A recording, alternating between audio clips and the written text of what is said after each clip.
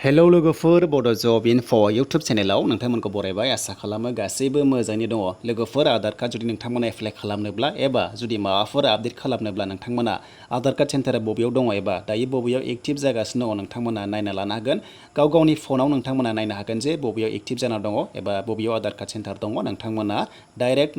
नुनानै एबा मिथिनानै डाइरेक्ट थांनानै नोंथांमोना एप्लाइ खालामनो हागोन एबा नोंथांमोना आपडेट खालामना लानो हागोन आरो लोगोफोर आं नेक्स्ट भिडिअ होगोन जे आधार कार्डआव माबोरै मबाइल नाम्बारखौ आपडेट खालामनो हायो आं नोंथांमोननो भिडिअ खालामगोन नेक्स्टआव दा जों नायग्रोगोन जे जास्ट एनरलमेन्ट सेन्टार एबा आधार कार्ड सेन्टारा बबेयाव दङ नोंथांमोना बेखौ मिथिना लाग्रोदो दा बेनिखायनो जों थांनांगोन अफिसियेल वेबसाइटआव दा फै जों थांसै गोबाव खालामालासिनो अफिसियेल वेबसाइटआव लोगोफोर गोदानै फैदोंबा चेनेलाव साबस्क्राइब खालाम बेबायदि आपडेट मोनबाय थानो आरो लाइक खालाम बेनिफ्राय जों थांसै दानिया अफिसियेल वेबसाइटआव बेनो जाबाय udai.gov.in आधार कार्डनि वेबसाइटआव नोंथांमोना फैनांगोन दा बेयाव फैनाय लोगो लोगो बेबायदि पेज मोनगोन आरो दा बिनिफ्राय एसे गाहायाव नोंथांमोना बोख्लायनांगोन दा एसे गाहायाव बोख्लायनानै मा खालामनांगौनो नोंथांमोना जुदि आधार कार्ड सेन्टार नायनोब्ला बबेयाव दङ आं नोंथांमोननो दानिया देखायनोसै दा बेनिखायनो जोङो नै लोगोफोर फैनोसै बेयाव बेनो जाबाय लकेट एन्ड एनरलमेन्ट सेन्टार बेयाव नोंथांमोना थुना होनांगोन जे आधार कार्ड सेन्टारा बबेयाव दङ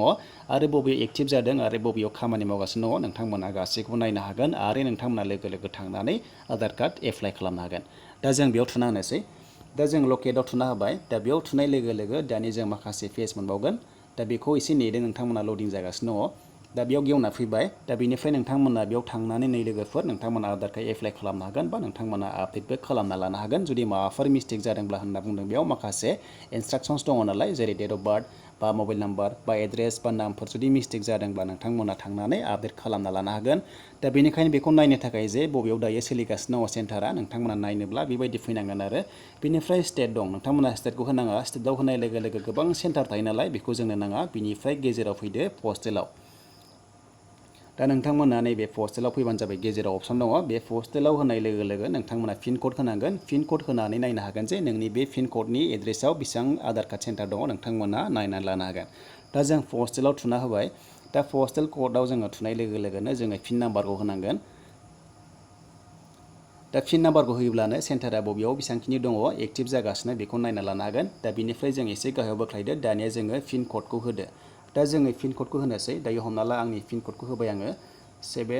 दा जोङो 784509 अदालगुरिनि पिन क'डखौ होबाय बेनिफ्राय दानिया केप्चा नोंथांमोना बे केप्चा नुदों केप्चाखौ जेरै दं एरै होबानो जाबाय नोंथांमोना नैबे केप्चाखौ नुनो मोन्दों बे केप्चाखौ जेरै दं नोंथांमोना होबानो जाबाय जेरै Y6 Y82 दङ बिदि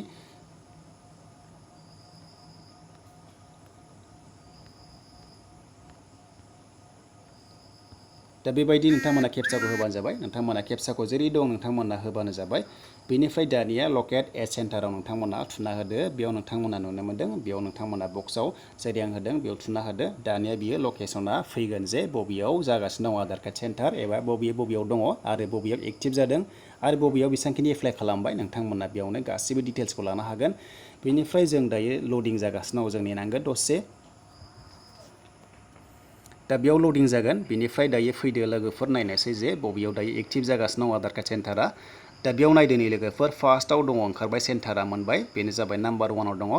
बेनो जादों स्टेट बेंक अफ इन्डिया लोगोफोर बेयाव जागासिनो दङ एड्रेसा नै लोगोफोर गासैबो ओंखारजोब्बाय बेनिफ्राय नै लोगोफोर माब्ला खालामदोंमोन आपडेटआ नायना लादो बेनि आपडेट लास्ट आपडेट डेटआ नै लोगोफोर 23 जुनाव खालामदोंमोन आरो नै लोगोफोर गोदान खालामदोंमोन 35 खालामदोंमोन बेनिफ्राय आपडेटआ नै लोगोफोर 6 खालामदों नोंथांमोना बेयाव नुनो मोन्दों दा आपडेटआ बेयाव 16 खालामदों आरो आं 6 नुदोंमोन बेयाव 16 आपडेट खालामबाय बेनिफ्राय गोदान एप्लाइआ 35 जाबाय दा बेबायदि जागासिनो दङ नोंथांमोना जुदि आधार कार्ड बानायनोब्ला SBI आव थांदो बेनिफ्राय आरो सेकेन्डआव दंबावो गोबां दङ BDO उदालगुरि दङ BDOआवबो दङ ब्लकआवबो दङ माने ब्लकआव जागासिनो आरो एनरलमेन्ट खालामबाय 41 आरो आपडेट्सआ 3 खालामदों दा लास्ट आपडेटआ 23 जुनाव दा बेबायदि नोंथांमोना नागिरबाय थादो गाहायाव बोख्लाय गासैबो ओंखारजोबगोन जे बबेयाव आधार कार्ड सेन्टार दङ एबा दायो सोलिगासिनो नोंथांमोना बेयावनो नायना लानो हागोन दा जेरै 3आव दङ मोनबाय लोगोफोर DC अफिस उदालगुरि बेयावबो जागासिनो दङ इरिगेसन अफिस उदालगुरि दा बेफोराव एड्रेसा ओंखारजोब्बाय नोंथांमोना थांनानै आधार कार्ड बानायनो हागोन